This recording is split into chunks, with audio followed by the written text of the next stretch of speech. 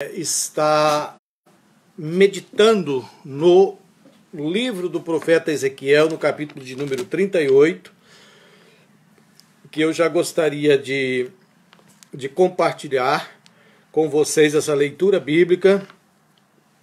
E está no livro de Ezequiel, no capítulo 38, nós vamos ler alternado alguns versículos e também vamos ler alguns versículos de Gênesis e também de Apocalipse. Então eu vou estar fazendo essa leitura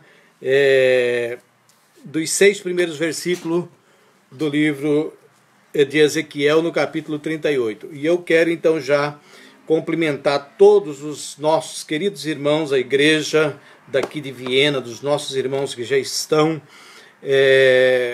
online, e a todos os nossos irmãos que vão estar conosco. Não sei se eu vou ter como hoje estar fazendo essa interação aqui muito com os nossos irmãos, mas de qualquer maneira eu vou estar aqui observando algumas perguntas. Eu vou estar meio ligado aqui, eu tenho que estar ligado na tela do computador, na Bíblia e em alguns estudos aqui, então talvez passe alguma coisa aí sem eu perceber. Mas eu quero, bom, Rodrigo Queiroz lá de Filadélfia, aleluias, mas eu quero então compartilhar com vocês esse estudo que é muito profundo sobre a escatologia no livro de Ezequiel, principalmente capítulo 38 e 39, que é onde fala desses personagens enigmáticos, podemos dizer assim, porque é muito discutido e pouco entendido, o Gog e Magog, né?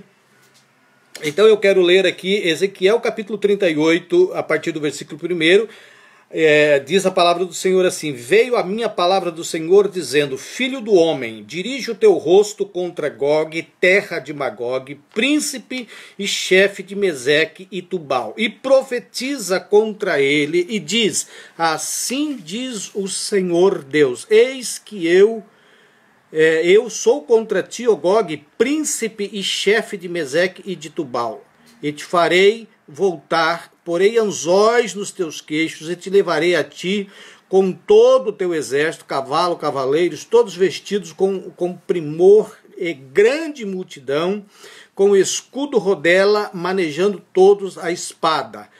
Persas, etíopes e os de Put com eles, todos com escudo e capacete. Versículo 6, Gomer e todas as suas tropas, a casa de Togarma, do exército do norte, e todas as suas tropas, muitos povos contigo. Clailton Ferreira está me dizendo aqui que ele é lá de Ariquemes, Rondônia. Deus abençoe, irmão Clailton. Como é bom ouvir sua live, Deus abençoe, amém, meu irmão, eu que fico muito feliz.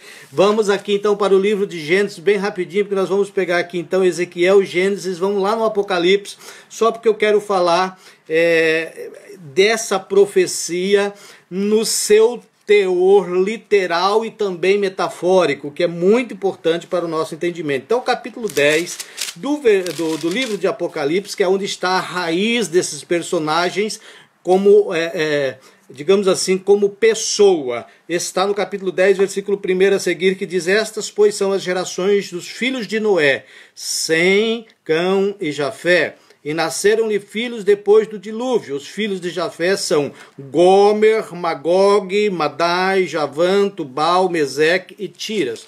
Livro de Apocalipse, capítulo 20. Vamos aqui ser um pouco rápido, porque é bastante assunto da Bíblia, e depois nós vamos então estar aí fazendo um paralelo entre ambos os livros. Versículo 7, a partir do 7 e 8, diz assim, Apocalipse 20, versículo 7 e 8. E acabando-se os 1000 anos, Satanás será solto da sua prisão e sairá a enganar as nações que estão sobre os 4 cantos da terra, Gog e Magog, cujo número é como a areia do mar, para as ajuntar em batalha. Amados e queridos irmãos, é um assunto de uma profundidade inescrutáveis para nós analisarmos à luz da palavra de Deus. E eu gostaria, como sempre eu tenho a minha preocupação muito com a questão do estudo bíblico, eu gostaria muito de estar assim fazendo colocações todas da Bíblia. Se você puder anotar, se você tiver como, é muito importante, porque vai ter muitos versículos para nós anotar sobre este assunto.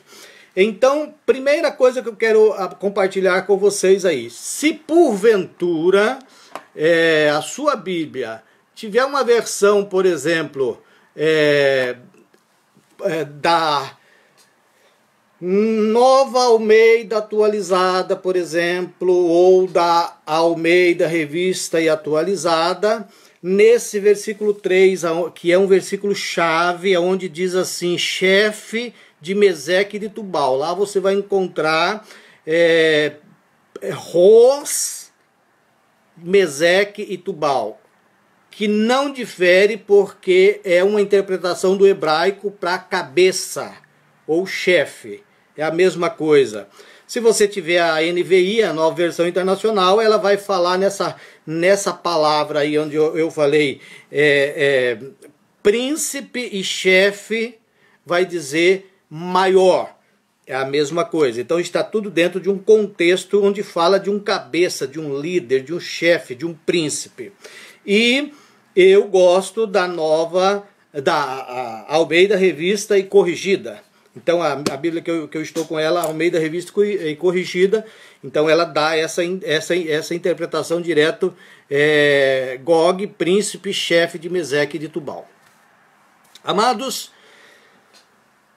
eu quero aqui fazer uma reflexão como uma parte introdutória para o assunto. Primeiro, para que nós possamos entender esse assunto, nós precisamos entender o profeta e o seu tempo. Profeta Ezequiel, ele, na sua profecia e nas suas visões apocalípticas, ele tem uma linguagem de sua época e muitas das vezes para falar desses nossos fins dos tempos aqui, às vezes de um pouco de uma difícil interpretação, digamos assim.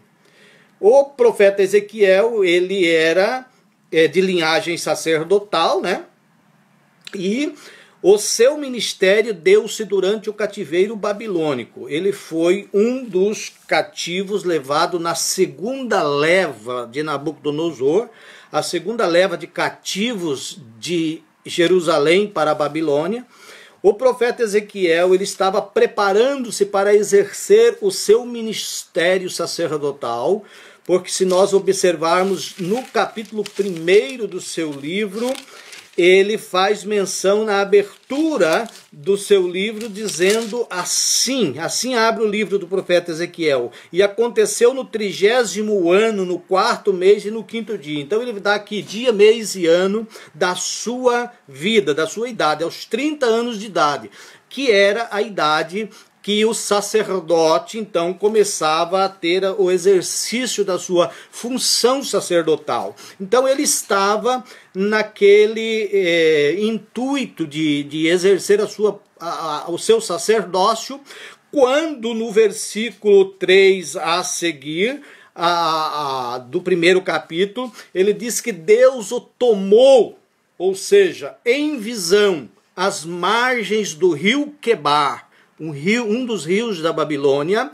Deus o tomou em visão, e no versículo 4 ele já diz assim: e eu olhei, e eis que um vento tempestuoso vinha do norte.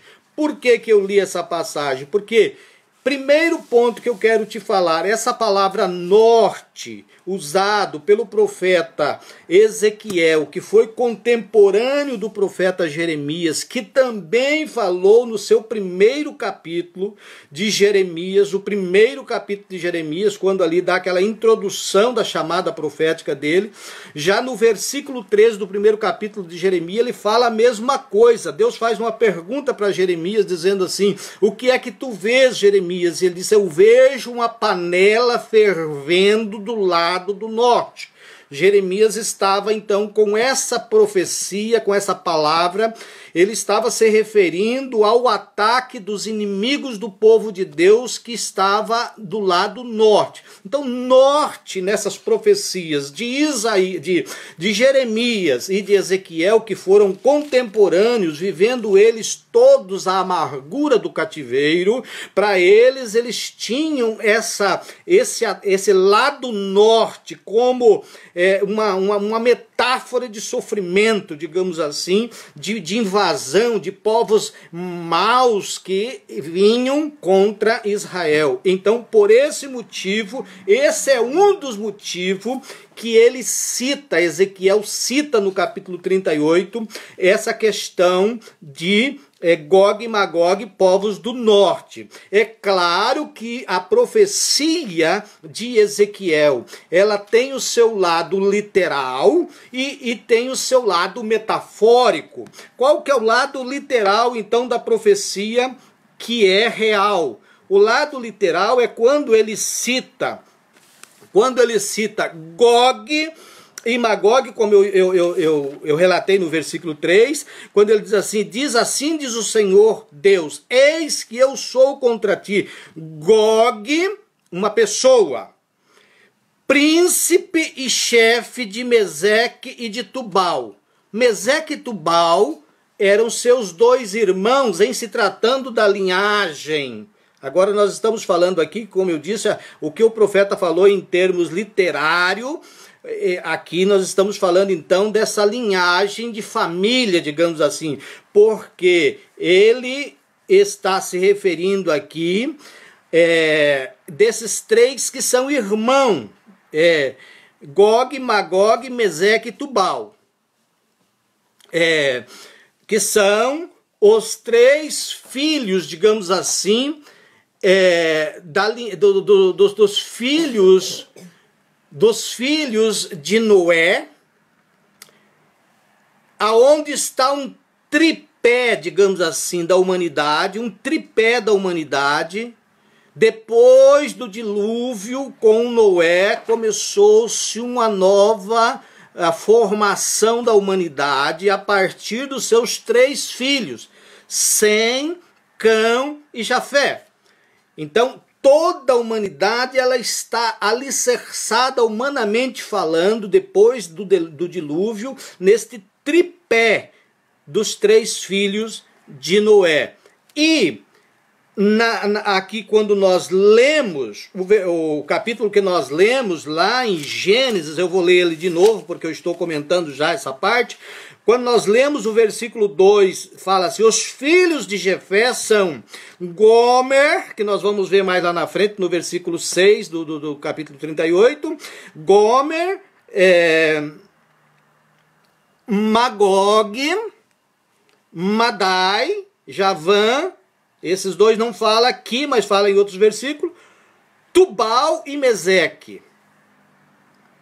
Esses aqui, então, são uma linhagem, mas o que eu quero levar ao vosso conhecimento então agora, eu quero aqui, como eu disse, isso foi apenas uma parte como introdução, mas agora então nós vamos entrar para o assunto em pauta.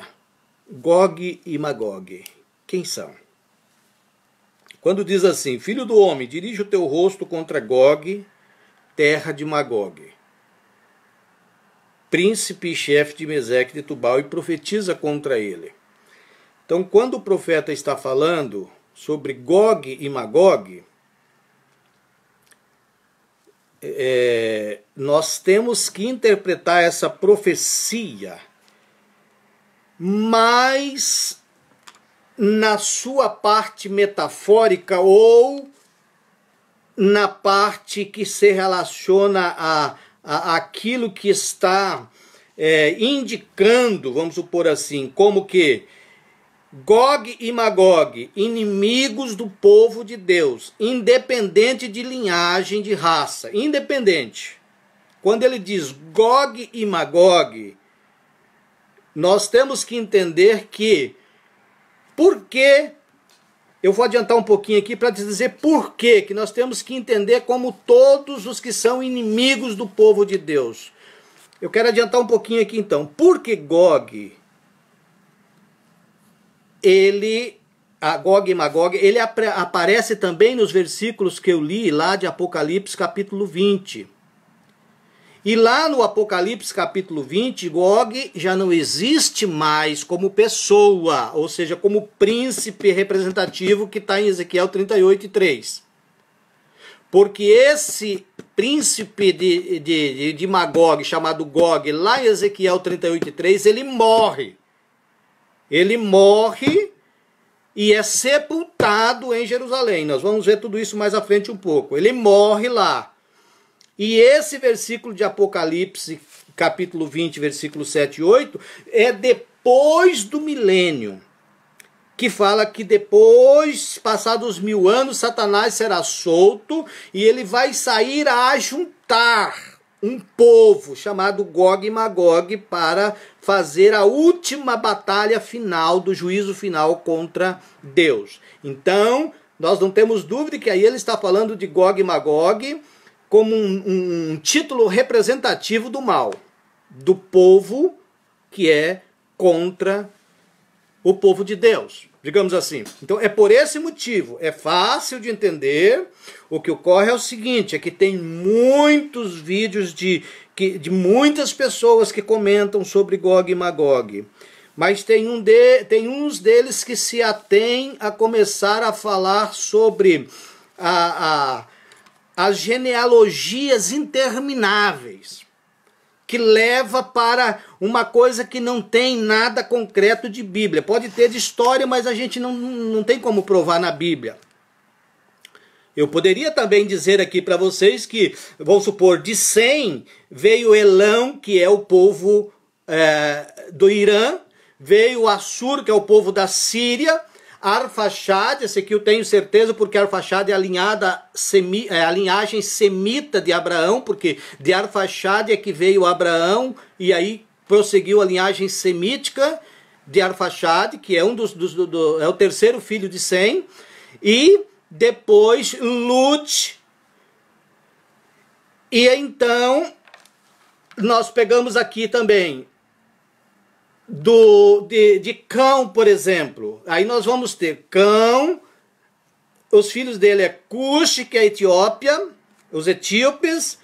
Aí nós temos Misraim, que é o povo egípcio, Put, que é o povo da Líbia, Canaã, que são os palestinos. Então eu também tenho essa genealogia de família, digamos assim, de povos, de linhagem. Mas isso não interessa para a profecia. Não interessa. É até bonito alguém citar e falar que os de Jafé, por exemplo, são os índios europeus e começar a denominar e chegar na Rússia e dizer que Gog e Magog é a Rússia, é fácil. Só que nada disso tem prova completa na Bíblia. Eu não quero trazer isso aí para vocês. Eu quero trazer o que está na Bíblia. Então vamos lá? Então vamos. Pronto. Eu li o versículo 2 do capítulo 38, depois da leitura eu li o versículo 2, agora eu vou ler o 3. E disse, assim diz o Senhor Deus, eis que eu sou contra ti, ó Gog, príncipe chefe de Meseque e de Tubal. Pronto.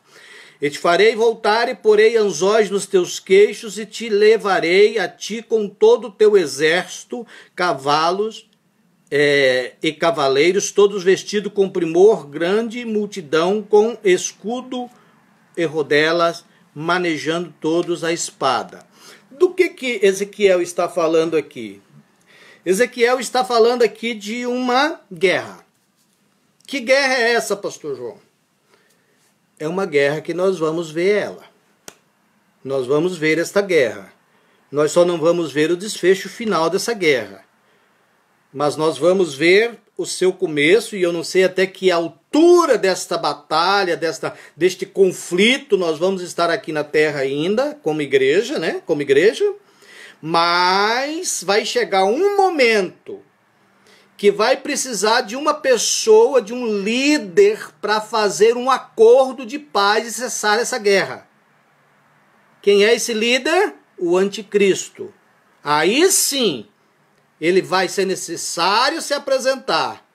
E por ocasião da manifestação do anticristo, a igreja sobe. A igreja sobe porque a palavra de Deus é bem clara em dizer que só há um que o resiste aqui antes que do meio seja tirado, que é o Espírito Santo. Quando se fala do Espírito Santo, fala da igreja, porque o Espírito Santo está aqui por causa da igreja. Então, a igreja com o Espírito Santo é que resiste essa manifestação do anticristo como um líder, digamos assim, que assume o poder. Aí há muitas especulações nos estudos que não, mas o anticristo já está aqui, o anticristo é o fulano, o anticristo é o Macron, o anticristo é... Isso tudo é especulação, isso tudo é coisa sem base de conhecimento nenhum. Por quê, pastor? Porque eu digo para você que o diabo não sabe quem vai ser o anticristo na terra. Pastor, mas como você pode dizer isso? Eu digo baseado no que Jesus disse. Mateus, quando Jesus citou a sua palavra no livro de Mateus, ele disse, daquele dia e hora, os anjos que estão no céu sabem, nem o filho, quando ele estava aqui na terra, claro, porque hoje ele sabe, nem os anjos que estão no céu e nem o filho sabe, senão o pai. Então, este dia e hora, ninguém sabe, não sabe se é daqui uma semana, um mês, 10 anos ou 50 anos. Que vai acontecer o arrebatamento da igreja. Então, como que alguém pode já caracterizar o anticristo? Então, isso tudo é sensacionalismo, que as pessoas, alguns estudiosos da Bíblia querem fazer sensacionalismo, comoção psicológica, e começam então a falar de coisas que às vezes não tem nenhuma base bíblica. Tudo que o cenário do anticristo, esse aí ele está sendo preparado desde que João falou lá na sua primeira epístola. Quando João escreveu a primeira epístola, ele disse assim, como muitos ouvem falar que vem o anticristo, muitos se têm feito anticristo. Então dali para cá, em todas as suas épocas da história, o diabo tem no mínimo um candidato para assumir, se for preciso, essa liderança. Mas já teve ocasião que teve candidato aí competindo uns com os outros aí, que se a igreja fosse arrebatada, o diabo ia ter dificuldade para fazer a avaliação de quem tinha o perfil melhor para assumir esse posto de anticristo. Mas sempre o diabo tem um preparado. Hoje eu diria para você que em todos os continentes ele tem um, no mínimo um, preparado para assumir se for preciso. Mas ele não sabe o momento que a igreja vai ser arrebatada. Então não pode dizer que é o fulano, ou cicrano ou beltrano. Não pode. Quando alguém fala isso, não tem apoio nenhum na Bíblia. Porque pode muito bem a igreja ser arrebatada ainda daqui 20, 30 ou 50 anos, como eu disse. Bom, então, primeiro ponto para se refletir profundamente. O diabo não sabe quem é o anticristo. Ele tem sempre alguém preparado, sim, mas não sabe. Voltando lá onde eu parei. A guerra que eu falei, ela está em eminência a qualquer momento, porque essa guerra ela terá um início no começo da grande tribulação, ou no prenúncio da grande tribulação, ela terá o seu começo, vai se instalar um caos por causa desta batalha, desta invasão, porque esta guerra será uma invasão do povo inimigo em Israel. Essa batalha não será para outra coisa a não ser para saquear Israel, ou seja, querer tomar de volta aquela terra que eles não consideram ser de Israel. E isso aí está nos versículos 12 e 13 desse capítulo. Eu vou adiantar lá para você ver então. Capítulo 12 e 13 diz assim, capítulo 12 e 13 de Ezequiel 38, eu estou no capítulo ainda. A fim de tomar o despojo e para arrebatar a presa e tomar da sua mão contra as terras desertas que agora se acham habitadas. Então, desde quanto tempo nós temos este conflito da faixa de Gaza, este conflito dos palestinos contra os judeus, por causa de terra, por causa de divisão geográfica, do Estado, enfim, essas coisas. Então, esse início dessa guerra, dessa batalha, vai ser com esse pretexto. Só que vai se aprofundar essa batalha de uma proporção que eles vão apontar mísseis nucleares.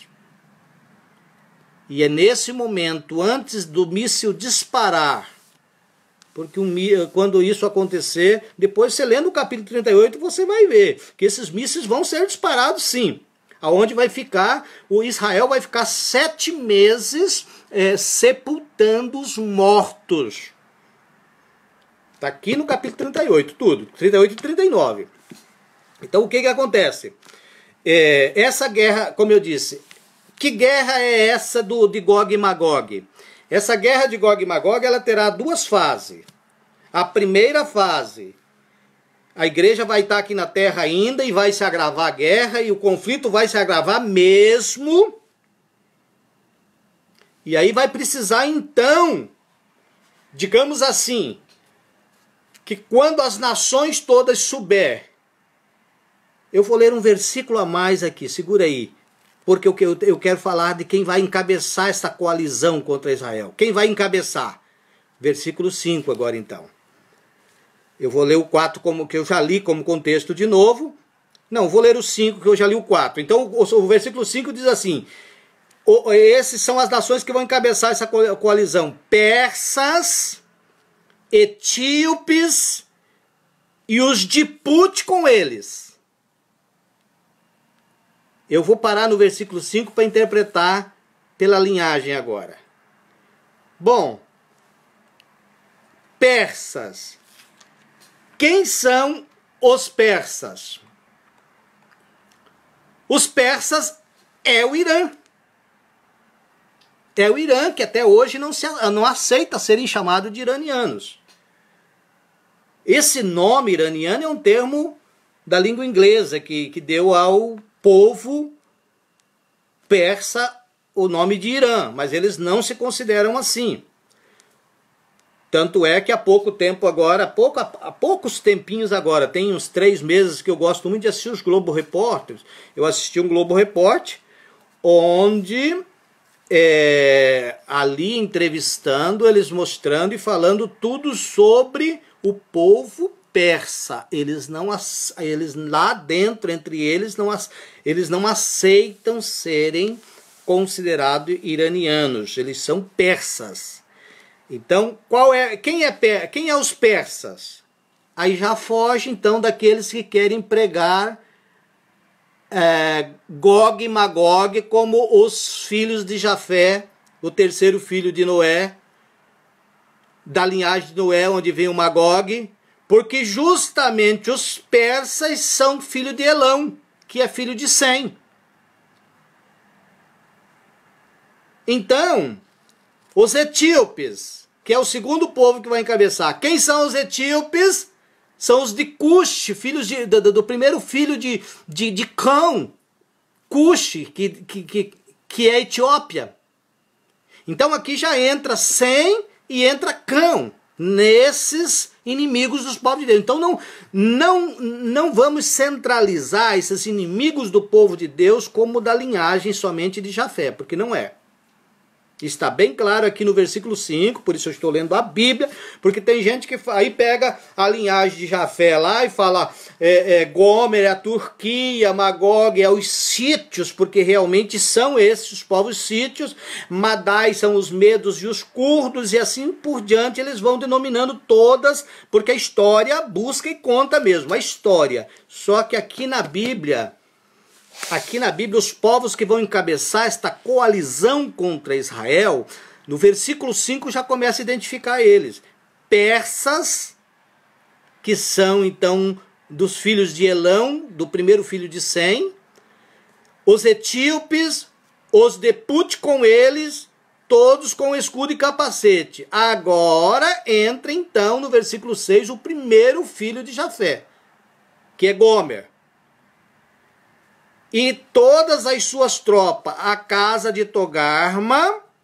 E agora presta atenção em algo aqui que é muito importante quando as pessoas falam da Rússia, se referindo que a Rússia é Gog e Magog. E não é. Não é por causa disso aqui, ó. Vocês viram aqui que quem vai encabeçar a coalizão vai ser a Pérsia, a Etiópia e Put. Então os outros vão ser aliados. Quem vai ser aliado aqui da Pérsia? Agora sim. O povo do extremo norte. Quem é o povo do extremo norte de Israel? Porque tem norte e extremo norte. Norte é a Pérsia, é a Turquia, esses países no norte. Agora, no extremo norte, sim, é a Rússia.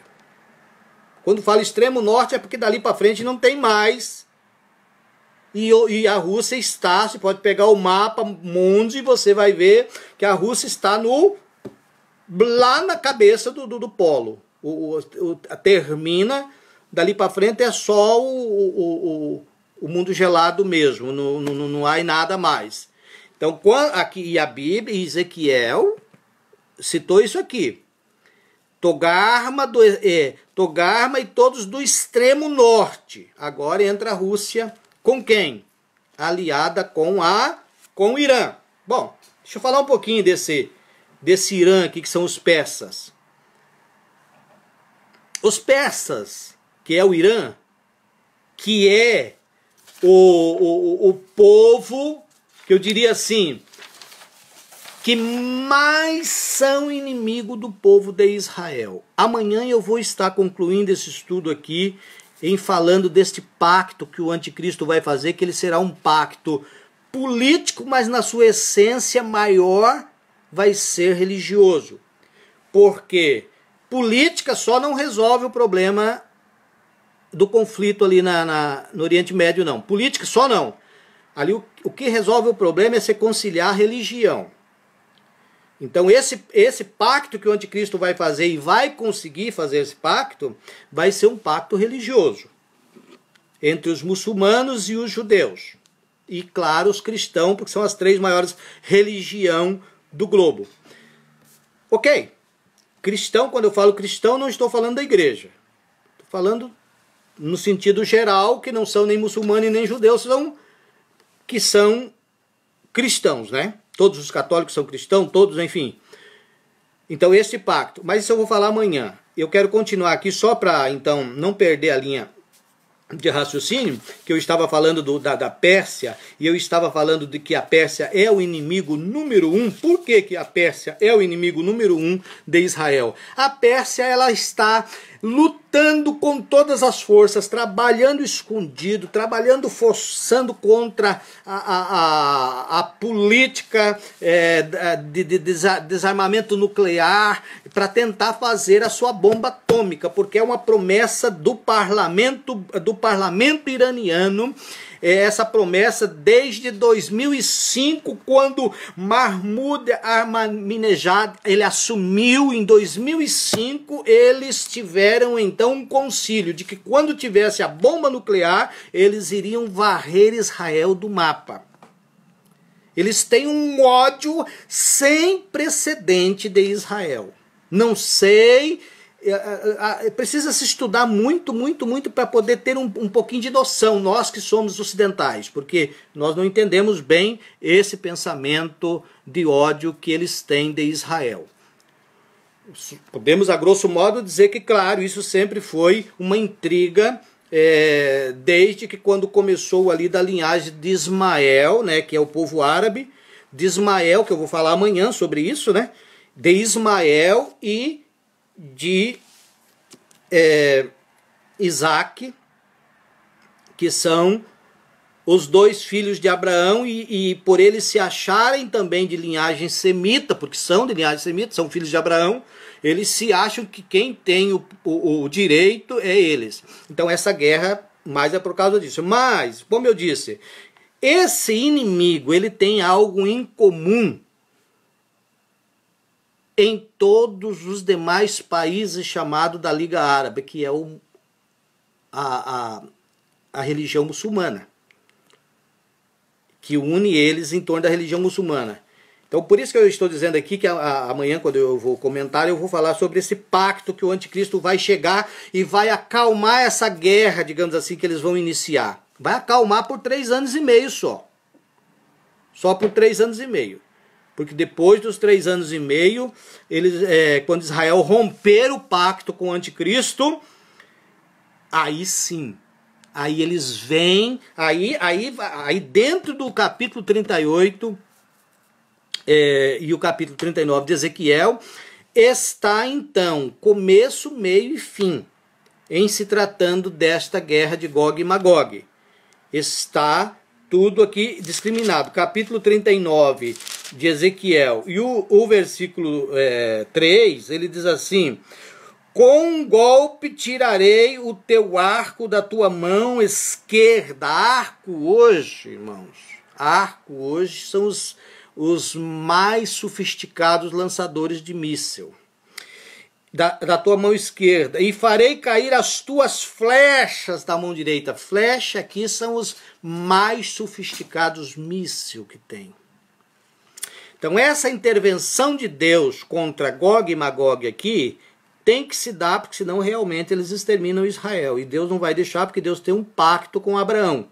Deus tem uma promessa com Abraão. E desde o princípio eles sempre tentaram exterminar o povo judeu. Nunca Deus permitiu, sempre Deus interviu. E não é agora que Deus vai deixar de maneira nenhuma.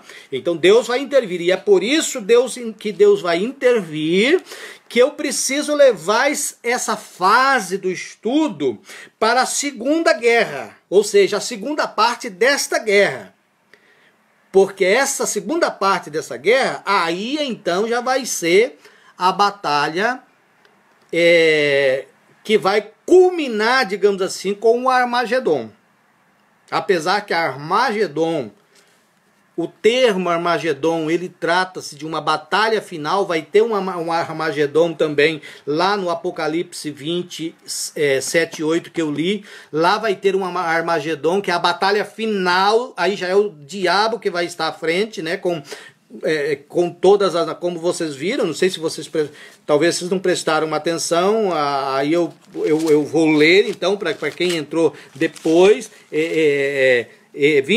capítulo 20, versículo 7 e 8, e acabando-se os 1000 anos, depois do milênio, Satanás será solto da prisão e sairá a enganar as nações que estão sobre os 4 cantos da terra, ou seja, ele vai sair a regimentar um batalhão ou um exército tremendo contra o rei, que é Cristo Jesus, que vai estar reinando no milênio. Então esse sim vai ser o Armagedon, que antecipa o grande juízo final. Então aqui aparece Gog e Magog, como eu disse, mas aqui já nós vamos entender perfeitamente a profecia de Ezequiel, que quando ele fala de Gog e Magog, ele tá falando metaforicamente sobre um povo que representa os inimigos do povo de Deus, que vão estar aqui em Ezequiel 38 por ocasião dos 7 anos da grande tribulação, e vão estar no final ao lado de Satanás na última batalha final.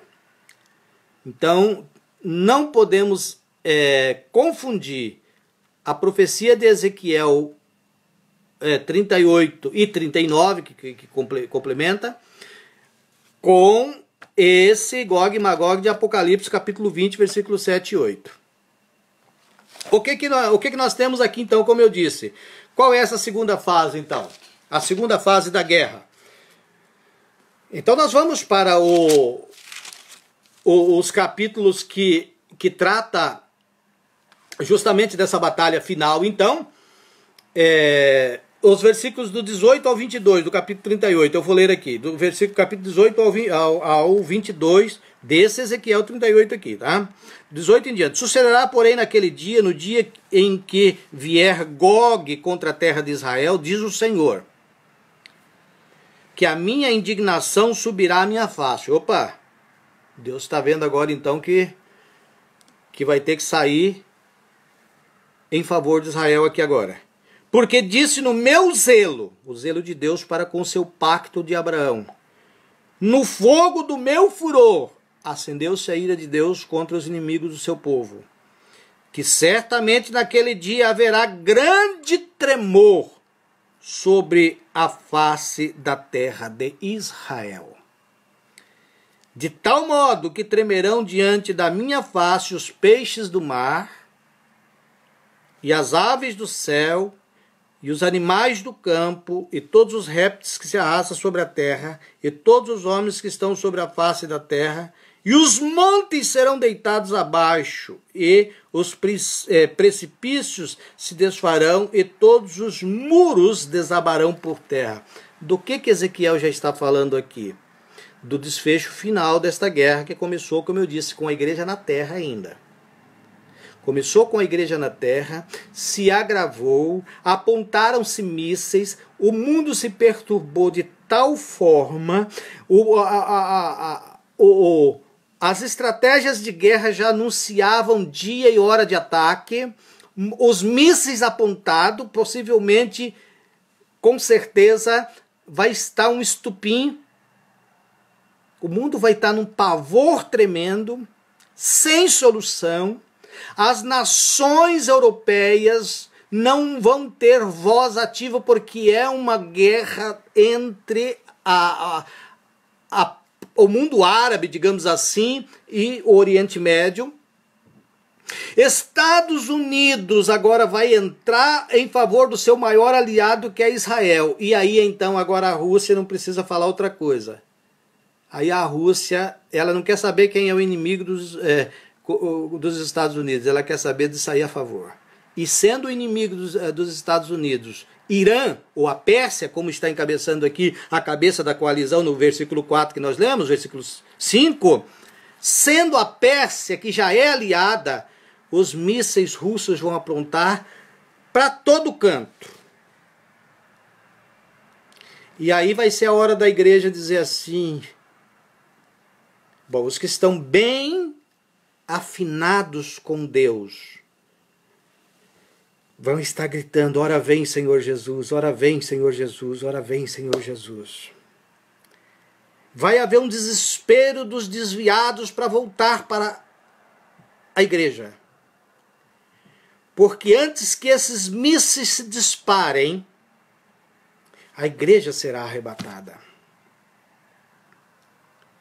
Mas eles não vão disparar ainda. A igreja será arrebatada e entra então o líder maior para conciliar essa situação e vai conseguir.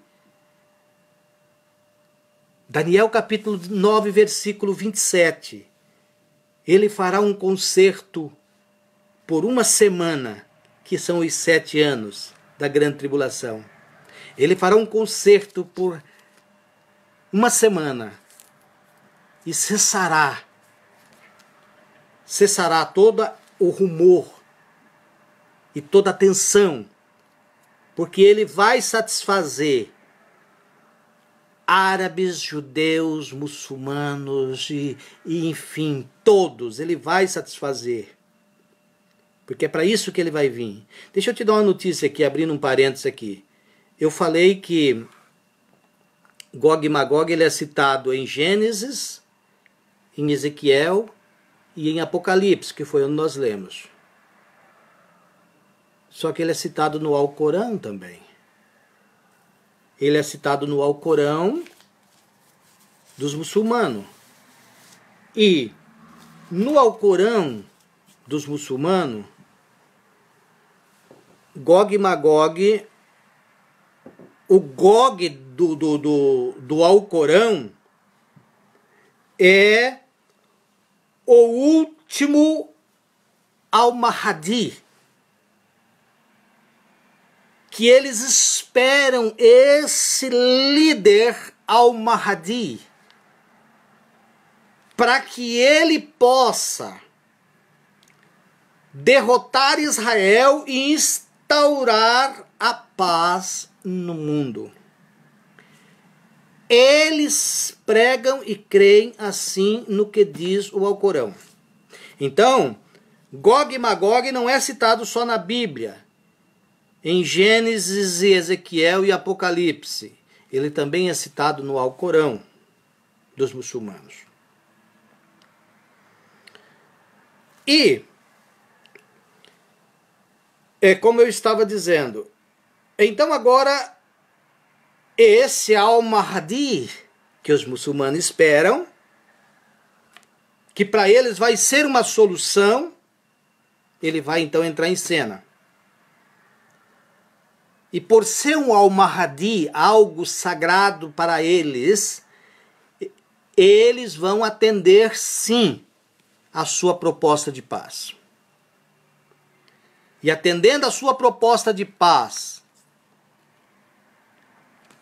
os judeus também vão atender, porque o anticristo vai fazer um pacto com os judeus, porque já está profetizado lá por Ezequiel. Quando Ezequiel fala no capítulo 9, do versículo 24 ao 27, ele fala assim: 70 semanas estão determinadas sobre o teu povo. Quem é o povo? Povo de Daniel, povo judeu. Não é para a igreja. 70 semanas estão determinadas sobre o teu povo e sobre a tua santa cidade. Santa cidade quem? Jerusalém. Cidade do povo judeu, cidade do povo de Daniel. Não é para a igreja. Aí ele continua a profecia dizendo assim: 7 semanas e 62 semanas até o Messias, o Cristo. 7 semanas e 62 dá 69 semanas, até Messias, o Cristo, até o dia em que Cristo entrou em Jerusalém e foi aclamado com ramos e hosanas, ora vem, o rei está vindo, aclamaram Jesus como rei. Naquele dia cumpriu-se a profecia de Daniel das 69 semanas. Foi a semana da morte de Jesus. Jesus morreu e parou-se a semana, abriu-se uma outra fenda no tempo, chamado tempo da graça. Agora então entra o período da igreja, tempo da graça. Com a igreja, as semanas estão paradas, faltando uma só. Com o arrebatamento da igreja, aí Daniel completa a sua profecia no versículo 27. Ele fará um concerto por uma semana, ou seja, por 7 anos. Semana, 7 dias, dias de anos, 7 anos. E quando ele fazer esse concerto, ele tem que fazer uma promessa. Porque como é um concerto religioso, ele vai ter que fazer uma promessa tanto para o povo muçulmano, como para o povo judeu. E provavelmente o falso profeta venha de uma linhagem dos cristãos. Provavelmente o falso profeta, como eu disse, eu nunca gosto de fazer conotações de pensamentos assim, mas pelo que a palavra de Deus diz em Apocalipse 13 sobre a besta que subiu da terra, que é o falso profeta. Eu não tenho dúvida que essa besta que subiu da terra tinha 2 chifres. Chifre ali é poder político e poder religioso. Quem é que tem hoje no mundo poder político e religioso ao mesmo tempo? Vaticano. Vaticano tem. Vaticano é uma nação, cujo chefe de Estado é o Papa. Então só ele tem esse poder, sempre teve, tanto político como religioso. Então o que acontece? Então por isso que eu disse, o anticristo precisa do falso profeta. Provavelmente o falso profeta então pega essa terceira linhagem religiosa, que é do lado cristão. Porque a primeira e a segunda, que é os muçulmanos e os judeus, ele vai ter que fazer um concerto com eles muito forte, uma promessa muito forte, por ser esperado pelos muçulmanos como o último Al-Mahdi, eles vão atender a ele sim, por autoridade que eles devotam a ele. Os judeus vai entrar porque está na Bíblia, que eles farão um concerto, farão um pacto por 7 anos. E esse pacto será quebrado com 3 anos e meio. Na metade na metade da semana, ou dos 7 anos, esse pacto será quebrado. Qual é o pacto que ele vai fazer com os judeus? Construção do templo. Isso aí, toda a vida a escatologia estudou e pregou isso aí. Todos os teólogos pregam uma só linha de pensamento teológico. Esse pacto que ele vai fazer, sem dúvida nenhuma, que é a coisa que os judeus mais esperam, é o templo. Só que é justamente no templo que esse pacto será quebrado. Quando acontecer no fechamento dos primeiros 3 anos e meio da falsa paz, o falso profeta fará uma imagem da besta e vai introduzir esta imagem no templo, vai dar voz a esta imagem e vai dar poder a esta imagem. E aí então cairá a ficha do povo judeu, que aquele que eles pensaram que era o Messias, não é o Messias, porque eles não são idólatras. Eles não têm idolatrias. Tem uma coisa que os judeus não têm, depois dos cativeiros que tiveram, depois dos cativeiros, o pacto que eles fizeram com Deus, com Jeová, eles mantêm. E vai ser quebrado então esse pacto, na metade da semana. Bom, concluindo agora, porque eu disse que então agora vai se arrastar então para o desfecho final, né? Aí entra o segundo período. O segundo período é o período da grande tribulação, do derramamento da ira de Deus, não é? Então está aqui, no que eu acabei de ler aqui. Eu acabei de ler o versículo de número 20, aonde diz assim: de tal modo que tremerão diante da minha face os peixes do mar e as aves dos céus e os animais do campo e todos os répteis que se arrastam sobre toda a terra e todos os homens que estão sobre a face da terra, incluindo aqui todo ser vivente será abalado. Em que época que isso vai acontecer? No derramamento dos 7 selos, das 7 taças e das 7 trombetas. Quando vai ser o derramamento das 7 taças, 7 trombetas e 7 selos? No segundo período da grande tribulação. Vamos ler um versículo aqui então para nós concluir. Aonde a palavra de Deus fala que, como eu disse, por que então que Gog, que muitos atribuem ser ele o anticristo? Por que ele não é o anticristo? Primeiro, porque ele vai morrer. Ele vai morrer porque está aqui no capítulo 39, versículo 4. Versículo 3 em diante. No versículo 4 em diante. Versículo 4. E nos montes de Israel cairá tu e todas as tuas tropas, e os povos que estão contigo, e as aves de rapina de toda espécie, e os animais do campo te darei por comida. Aqui é o Gog. E com essa palavra eu derrubo por terra a tese da sentinela. Me perdoe eu citar o nome, porque a Sentinela é uma revista de uma denominação muito forte, mas me perdoem, porque a Sentinela pregou por muito tempo que o Gog era um ser espiritual. O Gog era um ser espiritual. E aqui está a prova. O espírito não morre e será dado a carne aos abutres. E aqui está a prova. Sobre a face do campo cairás, porque eu falei. O Senhor dos Exércitos falou. Não é o anticristo, por quê? Porque ele vai ser sepultado. Versículo 11. E sucederá que naquele dia darei ali a Gog um lugar de sepultura. Então ele não é o anticristo. Quem é esse personagem então? Ele, podemos dizer assim, que ele é o chefe dessa coalizão. Ele é o general de exército de campo, digamos assim. De onde ele recebe as ordens do presidente, ou seja, do seu comandante maior, que vai ser o anticristo.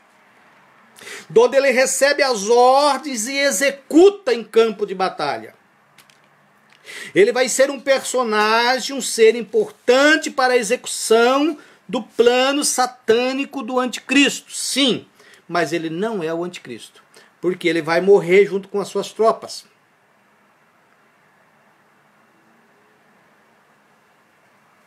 Eu não sei se você tinha ouvido já falar, porque por todos os vídeos que eu já assisti, eu tiro assim um grande percentual de coisas verdadeiras, mas neles existem muitas coisas que as pessoas ocultam e às vezes não vão passo a passo como eu estou indo na Bíblia aqui. Como eu disse, começam a falar de genealogia, começam a falar de linhagem,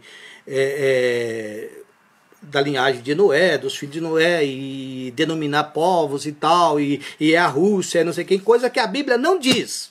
Então eu tenho por meta, onde a Bíblia se cala, nós não damos voz.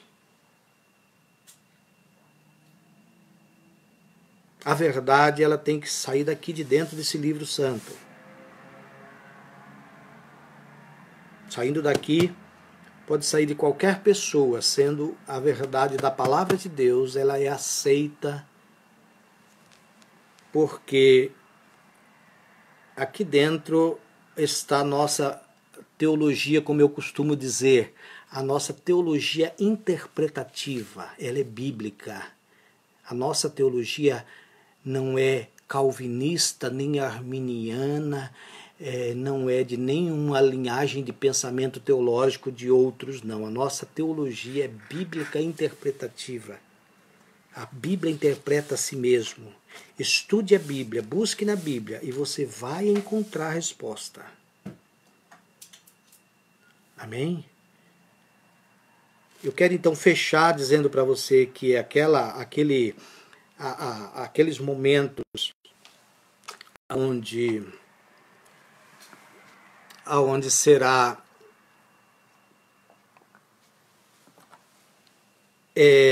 o Gog que está aqui, onde ele será morto, digamos assim,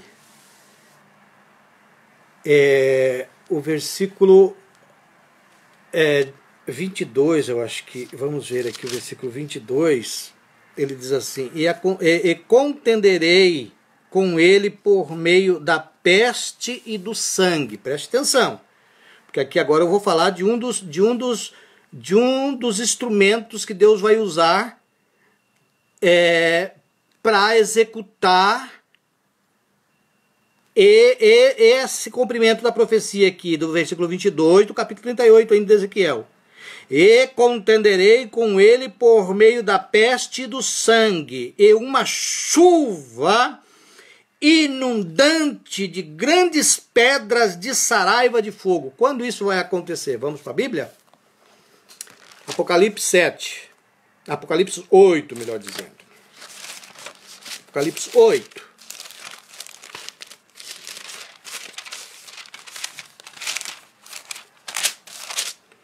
Apocalipse 8, versículo 7.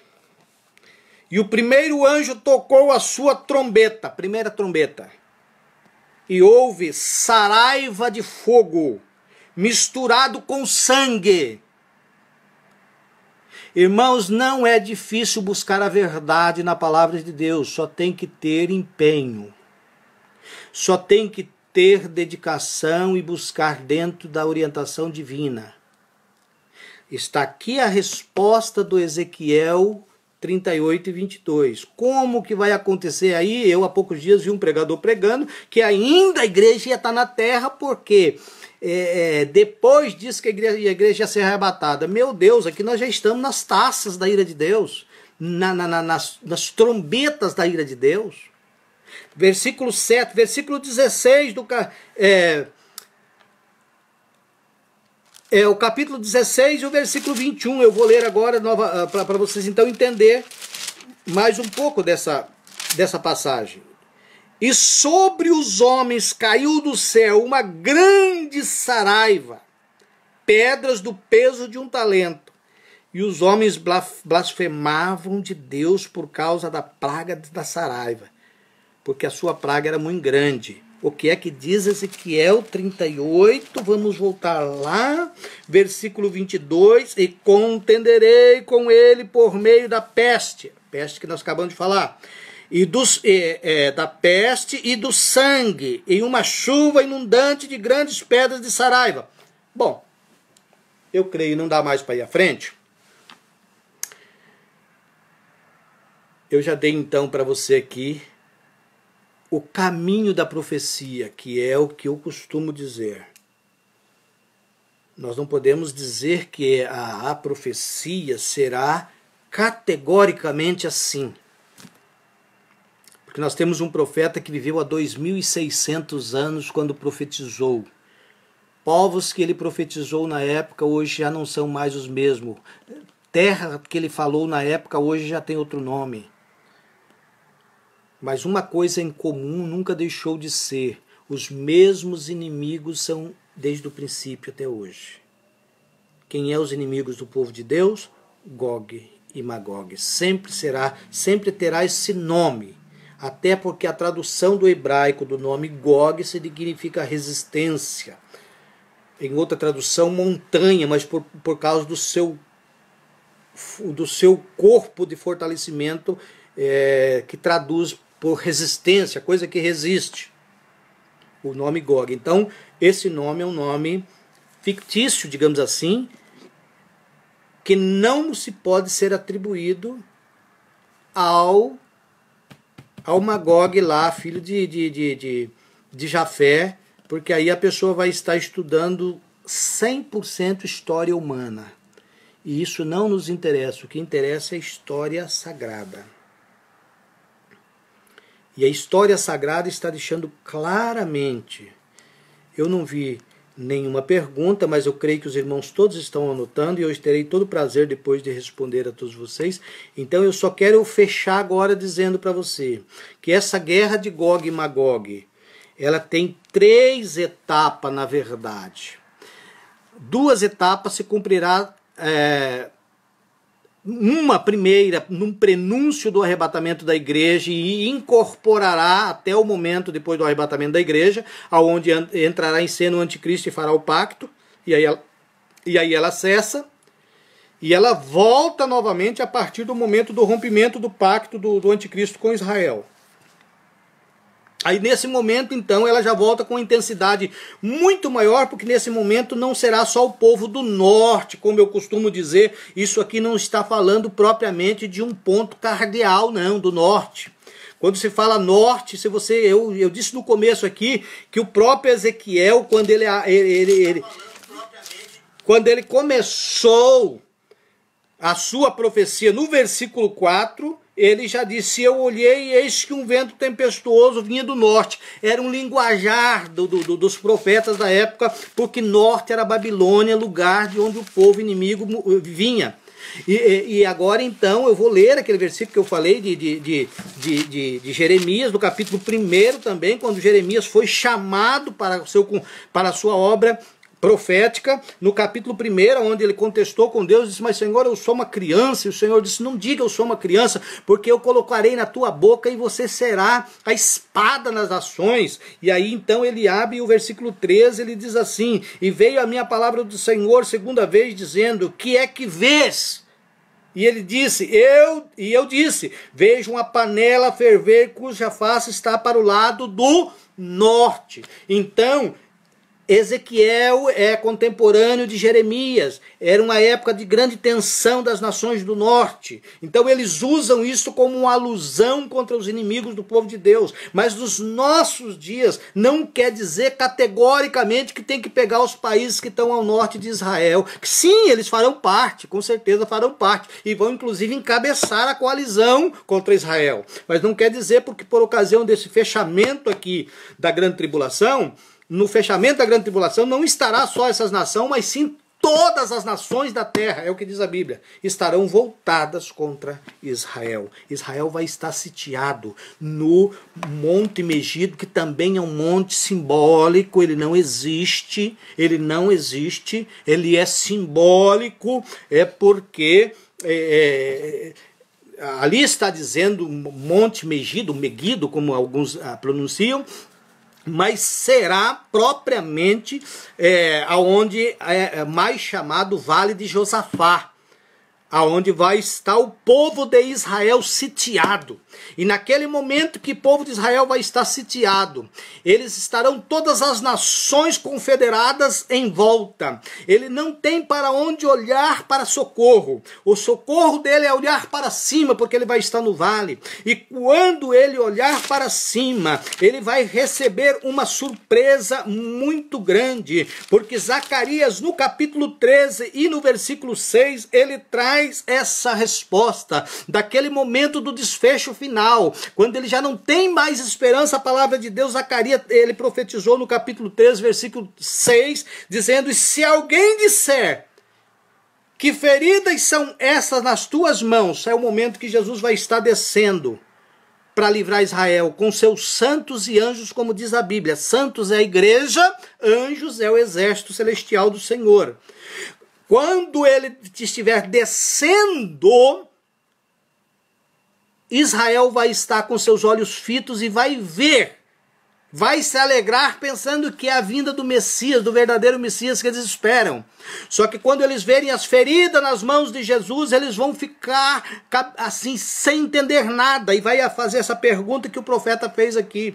Se alguém disser que feridas são essas nas suas mãos, será uma pergunta que eles vão fazer, ele vai responder: estas são as feridas com que fui ferido em casa dos meus amigos. E neste momento Israel cairá de rosto em terra e vai plantear, como diz a palavra de Deus, por uma conversão nacional do povo de Israel. E o Senhor lembra-se, é o que diz a Bíblia, do concerto que fez com Abraão, Isaque e Jacó, e perdoará Israel e derrotará o inimigo.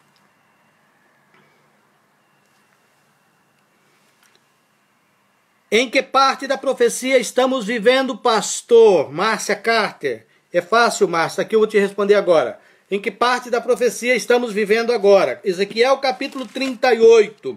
Ele está falando então de Gog e Magog. Gog e Magog existem em todas as épocas, que são os inimigos do povo de Deus. Em que fase nós estamos? Nós estamos naquela fase que você vê no jornal todo dia. Para você entender, irmã Márcia, você tem que ler as profecias com um olho e com o outro ler o jornal. Para você entender as profecias dos últimos dias, hoje para nós do século 21, nós temos que estar com um olho na Bíblia e o outro no jornal do dia. Você vai todos os dias ver que há uma ameaça incessante contra Israel. Você vai ver todos os dias que o Irã, a Líbia, a Palestina, enfim, estão todos os dias planejando ataques. Há bombardeios constantes na faixa de Gaza. O que é isso? Nós estamos vivendo o começo dessa guerra.